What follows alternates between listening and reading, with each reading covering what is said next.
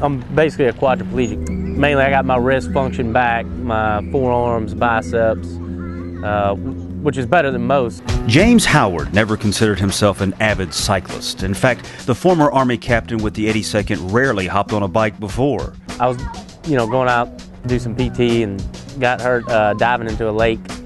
Actually broke C6, C7, and was paralyzed from that point on. That was 3 years ago. Today, James is thrilled at the chance to get behind the wheel. I did one in my wheelchair, a half marathon, and then I did, when I first got it, I did 11 miler, and I just recently did a marathon with my brother in South Carolina. A simple pleasure on the surface, but to this wounded warrior, cycling means so much more. Just being in that crowd, it just gives you that feeling again, you're back with the guys.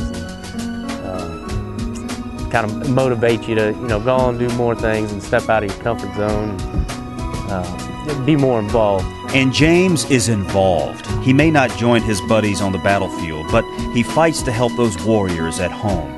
He visits wounded veterans fresh from war and raises money for organizations dedicated to soldiers and their families. It's his mission to make sure no one falls through the cracks. VA issues, financial issues, just, living in remote areas, trying to reach out to those guys who really don't have the ability to, reach out to these organizations that are trying to find them. The ride isn't always easy. There are dark moments, times when James says you miss what you once had. But in those moments, help is just a glance away, a shining reminder of how precious life is. Luke Willenwaber was a fellow I went to VMI with, incredible guy. He ended up, he was killed in action in Iraq.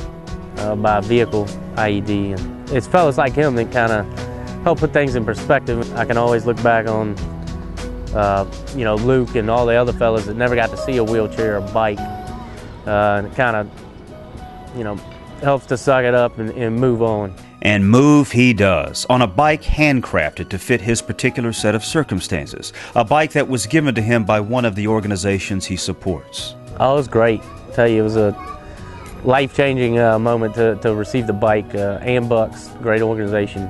And that is why this hero won't give up on himself or his fellow soldiers. The great thing about our generation is, it's not like Vietnam and they're coming back, and America supports us. And, they're out there. It's just finding those organizations, and that help is kind of the loophole right now.